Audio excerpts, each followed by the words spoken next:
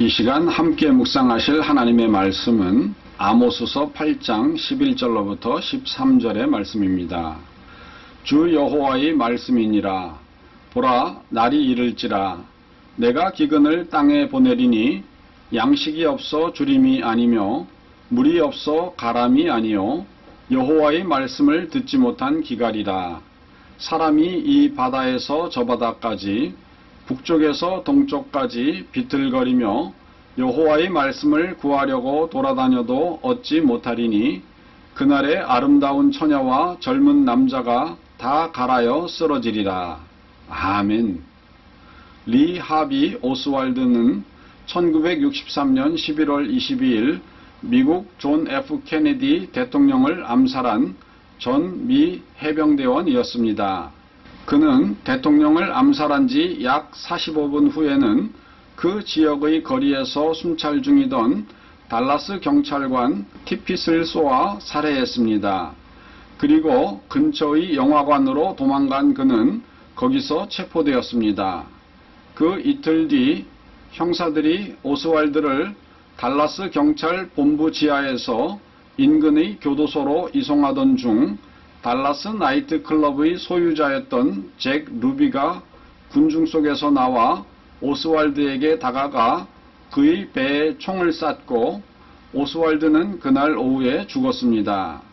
대통령 암살에 경찰관 살해, 그리고 오스왈드 본인도 살해당하는 일련의 충격적인 비극이 연쇄적으로 일어난 데에 대해 미국 국민들은 지금도 혹시 그 배후에 무언가 조직적인 계획이 있지 않았을까 하는 음모론적 시각을 가지고 있기도 합니다. 그런데 오스왈드는 왜 이렇게 끔찍한 일들을 저질렀던 것일까요? 그의 성장 과정을 살펴보면 매우 일그러졌던 그의 성격을 만들어낸 환경적 요인들을 발견할 수가 있습니다. 오스왈드는 미국 루이지애나주 뉴올리언스에서 1939년에 태어났습니다.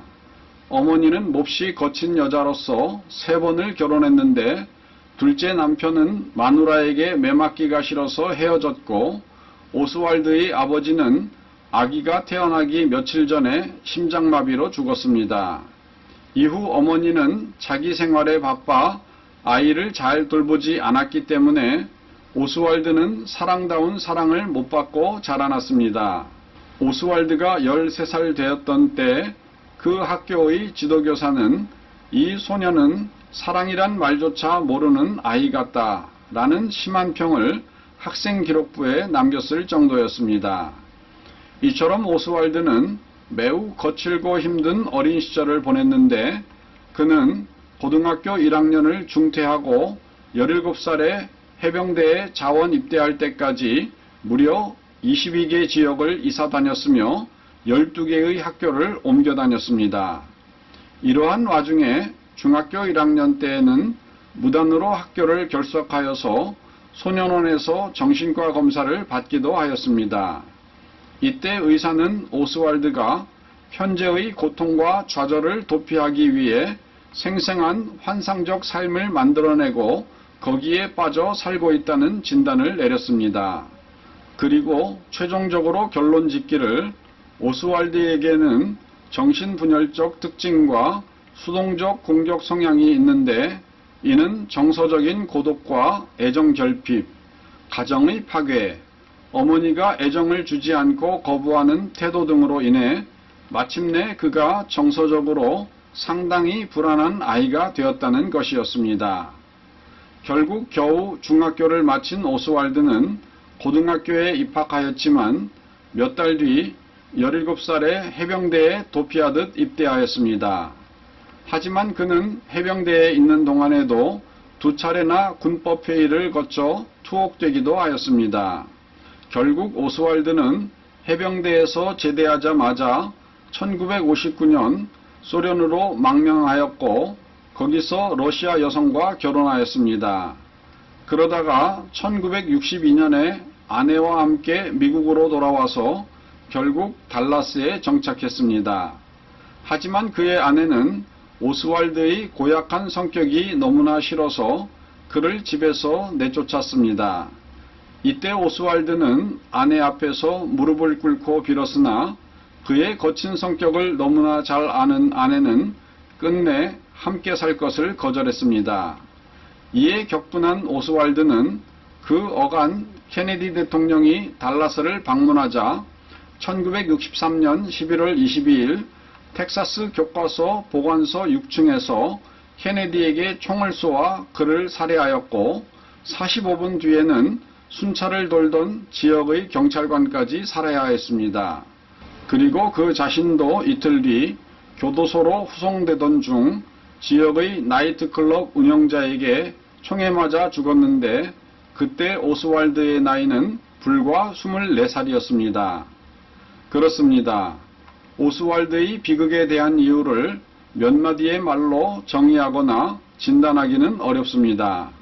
하지만 분명한 것은 그의 어린 시절부터 가정이 하나님의 말씀과 가르침을 따라 세워졌었더라면, 그리고 오스왈드가 하나님의 말씀 가운데 자라났었더라면 이러한 엄청난 개인과 사회 그리고 나라의 슬픔은 없었을 것입니다.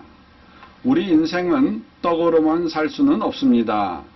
제대로 된 인생을 살기 위해서는 하나님의 말씀으로 우리의 영혼을 먹여야만 합니다. 오늘 본문에는 전 세계에 걸쳐 말씀의 기근이 일어난 것을 보여줍니다.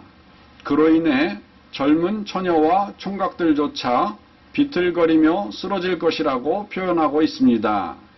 영적 기근과 기갈은 우리의 영혼을 파리하게 말라붙게 합니다. 오늘도 하나님의 말씀을 먹고 마심으로 영적 건강을 누리시는 성도 되시기를 주님의 이름으로 축원드립니다. 다 같이 기도하시겠습니다. 사랑하는 하나님 아버지, 우리 인생은 동물들과는 달리 먹고 마시고 잠자는 것만으로 만족할 수가 없습니다. 우리 인생에게는 하나님의 말씀이 꼭 필요합니다. 주의 말씀은 우리 발에 빛이 되고 등이 되십니다. 그 말씀을 따라 살 때 우리가 거룩하고 완전하며 행복한 삶을 살 수가 있습니다. 하나님, 하나님의 말씀을 무시하지 않고 항상 가까이 하고 하나님의 말씀을 묵상하며 살 수 있는 저희들이 될 수 있도록 인도하여 주시기를 우리 주 예수님의 이름으로 기도드리옵나이다. 아멘.